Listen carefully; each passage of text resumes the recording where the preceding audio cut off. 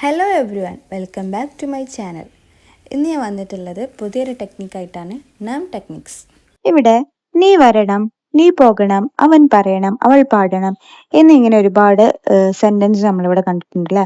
ഇതൊക്കെ എങ്ങനെയാണ് നമ്മൾ ഇംഗ്ലീഷിൽ പറയാന്നുള്ളതാണ് ഇന്നിവിടെ നോക്കുന്നത്. അത് നമ്മൾ സിമ്പിൾ ആയിട്ട് ഉപയോഗിക്കുന്ന ഒരു വേർഡാണ് ഷുഡ്. ഈ ഷുഡ് എന്ന വേർഡാണ് നമ്മൾ മലയാളത്തിൽ നൻ എന്ന് പറയാൻ വേണ്ടിയിട്ട് ഉപയോഗിക്കുന്നത്. So let's discuss with the examples. Firstly നീ വരണം. നീ വരണം എന്നുള്ളത് യു ഷുഡ് കം. ഇവിടെ കം എന്ന് പറഞ്ഞാൽ വരുക എന്ന മീനിങ് ആണെങ്കിൽ ഷുഡ് കം എന്നുള്ളത് വരണം എന്നായിരിക്കും. സോ യു ഷുഡ് കം എന്ന് പറഞ്ഞാൽ നീ വരണം. അപ്പൊ നമുക്ക് അടുത്തത് എന്താ നോക്കാം. നീ പോകണം എന്നാണ്. So we can say you should go. ഇവിടെ ഗോ എന്ന് പറഞ്ഞാൽ പോക, ഷുഡ് ഗോ എന്ന് പറഞ്ഞാൽ പോകണം എന്നാവും. സോ സ്വാഭാവികമായിട്ടും യു ഷുഡ് ഗോ എന്ന് പറഞ്ഞാൽ നീ പോകണം. So let's no what about the third example.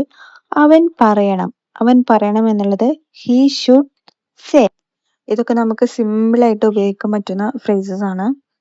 Next അവൾ പാടണം. അവൾ പാടണം എന്നുള്ളത് obviously we know she should Singh. അടുത്തതായിട്ട് അവർ വരണം. അവർ വരണം എന്ന് പറയാൻ നമുക്ക് ദേ should come.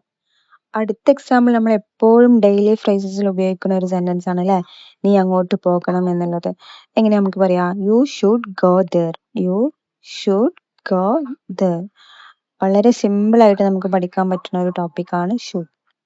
So let's goes to next example. എനിക്ക് അവളെ വിളിക്കണം. എങ്ങനെ പറയാ. I should call her. So last example വളരെ സിമ്പിൾ ആണ്. നമുക്ക് എല്ലാവർക്കും ക്യാച്ചപ്പ് ചെയ്യാൻ പറ്റുന്ന ഒരു ഫ്രേസസ് ആണ്. അവർ വരണം. They should come.